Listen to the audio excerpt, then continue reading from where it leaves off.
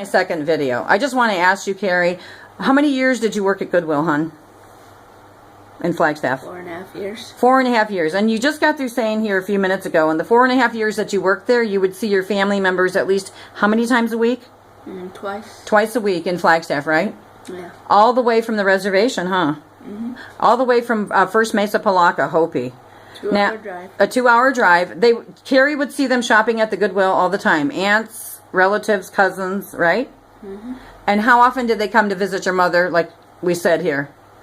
Not at all. No calls. No calls, no show, right? And I got at least 21 first cousins. Oh, and you got 21 first cousins. So there you go, folks. So nobody really came in. And did anybody, besides that fact, too, Carrie, I want to ask this. Sandy came out, though. Sandy came to visit us, and we invited them, and I enjoyed her company. Mm-hmm. Okay, we also had someone else for a little bit from your father's side of the family. What was his name? Or her father's side.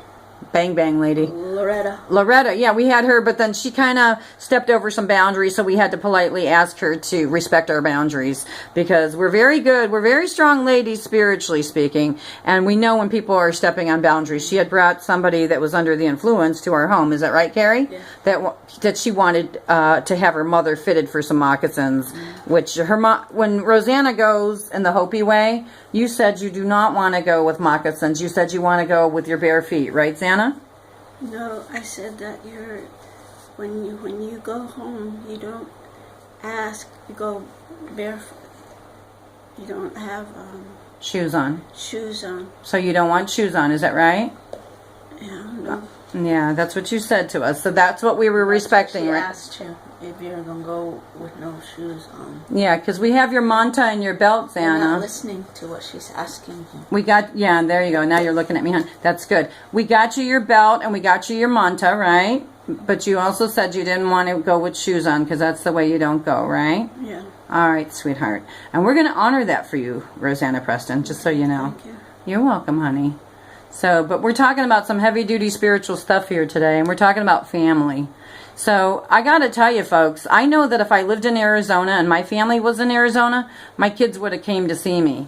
Okay? My family would have came to see me. And so right now we're talking at this table about, we had a good time last night at my great-granddaughter's birthday. Oh, yeah. And we're talking about this, how family is, you know, and it's so hard. The struggle is real, people. It's not real. And I can tell you, working in the field of work that I worked in Arizona, what kept me going in that desert was this. I want to tell you, what kept me going was this project here and the reality, but also what kept me going is the fact that here were these special needs people that had family and loved ones in the state of Arizona that would never go to see them, and I couldn't understand it for the life of me. But because of those kids' courage of living and being humbly, trying to strive for happiness and well-being for themselves, that's what taught me my own courage, my own perseverance, my own hope for the future with my own family tree.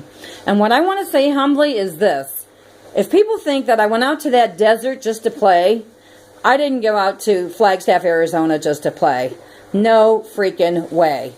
I went for a spiritual calling, and I know that I did. So I'm never going to have anybody ever run my inventory, run my character, run anything on me, because I know what I did. And guys, like I said a long time ago, you needed to put on my moccasins. You need to read the book of Anna. You don't know the book of Anna. You think you do, but you don't.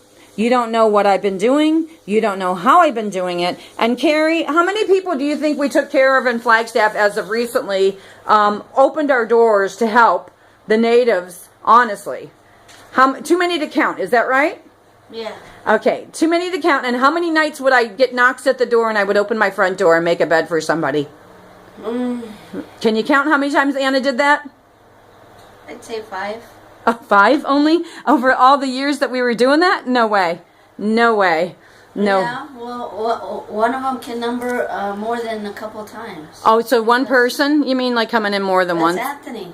Sorry. Yeah, that's okay. You're not breaking anonymity. It's okay. But I know for myself, I opened more than one occasion. We had lots of people at our home because there's lots of people in need, and I don't have a problem with that.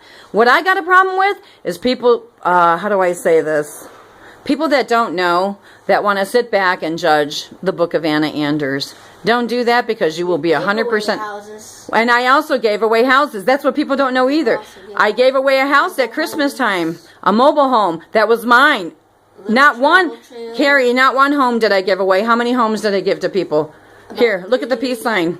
2 or 3 times. I don't want to talk about this. I don't have to.